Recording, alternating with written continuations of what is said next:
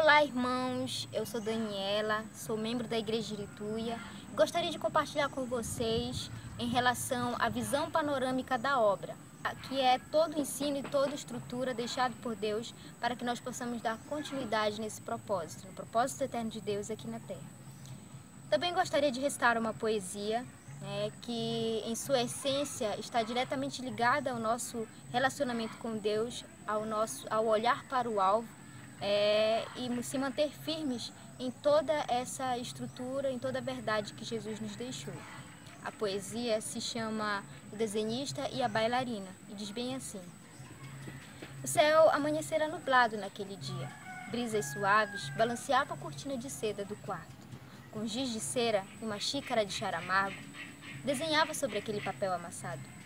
Com brilhos intensos e cativantes a tamanho afago, era doce, meiga, dona de um sorriso largo, que ao som repercutia e quebrava o silêncio. Era ela, bailando entre as flores, com os cabelos ao vento. Dentre a mais absoluta certeza, encarregava-se da mais pura beleza aquela donzela, e de todas as joias raras, todas as obras, a mais bela, a bailarina em um quadro de primavera. Mas dias de chuva, tempestades sombrias, ventos uivantes, trovões chegara.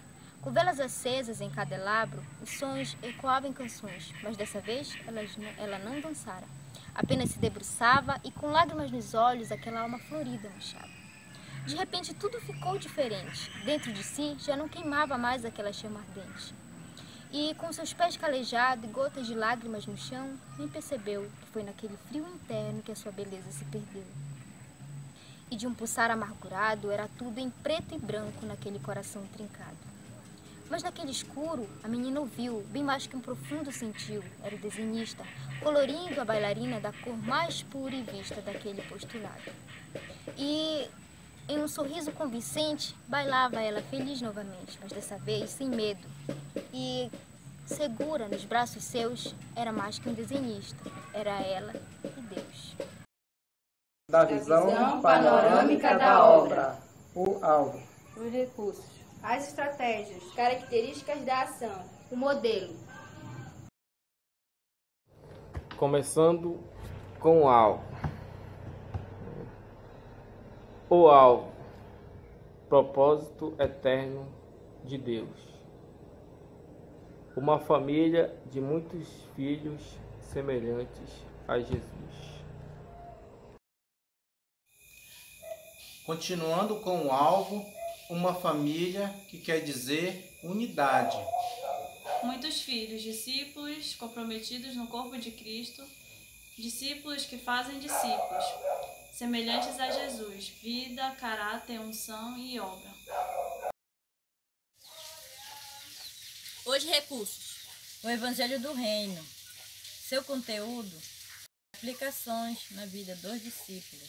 O Espírito Santo.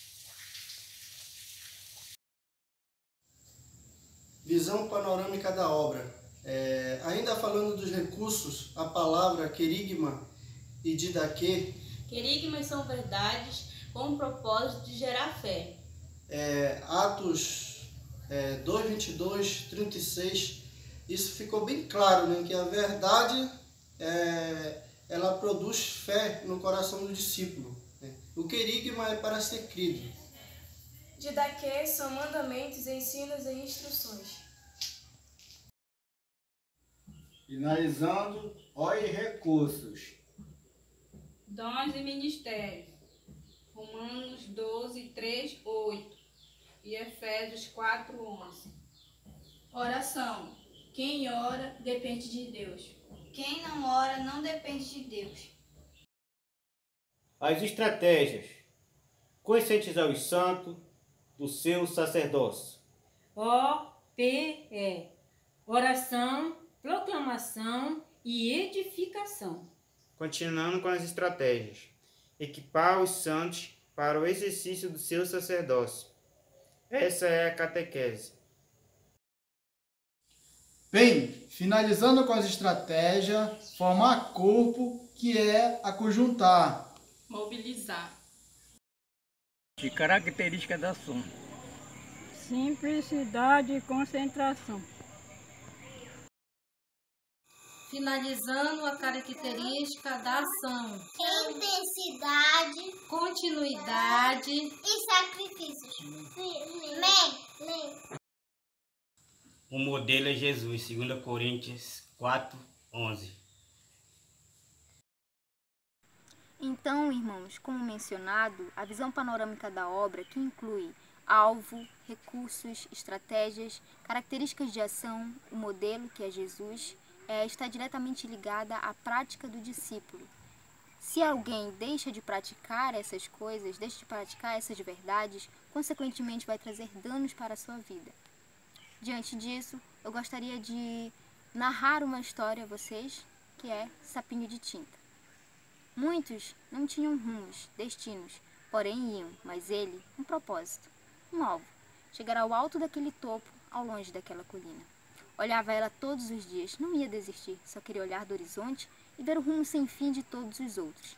Escalando montes e atravessando pontes, seguia. Desejava ir e foi, pulando daqui ali, dali acolá, seguia caminho fora, enfrentando chuva, pulando obstáculos, só queria prosseguir, não ia nunca desanimar. Sapinho de chuva a sol, de sol a luar, Sapinho continua, só queria do alto da colina o horizonte observar. Pulando entre flores, entre espinhos, entre pedras, entre lamas, entre águas e entre ar. Muitos zombavam da ideia tola de um sapinho de perseverar, mas ao passar por espécies, ouvia: não te faças mal, sapinho, que se conseguires chegar lá, não resistireis, e dela irás te lançar.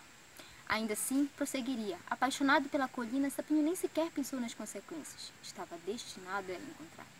Nela havia tamanha beleza e as nuvens exploravam a sua grandeza, o que motivava Sapinho a caminhar. Depois de muito, escalando, pulando, enfrentando, não chegando ao seu destino final, sentiu no seu rosto um grande brilho. O sol lhe encantou seu coração. Então percebeu-se uma estreita ponte por sobre um abismo que antecedia a colina, mas esqueceu o seu alvo. O medo lhe cegaram os olhos.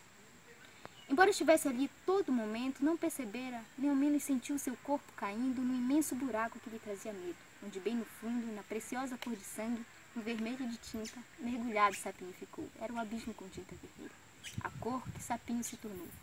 Desesperado, não pela vermelhidão de sua pele de tinta, mas por se lembrar do caminho que ele enfrentou, Sapinho mais rápido nadou sobre o rio de tinta vermelha e, cansado, com fome, com sede, esperando o tempo lhe ajudar, consegue chegar bem próximo, junto à colina, onde encontrou água, alimento e refúgio. E subindo a seu topo, olhou o horizonte e, ainda apaixonado, Sapinho se lançou na beleza da colina, a quem tudo lhe perdoou, pois já não era o de antes, mas Sapinho de Tinta, este se tornou.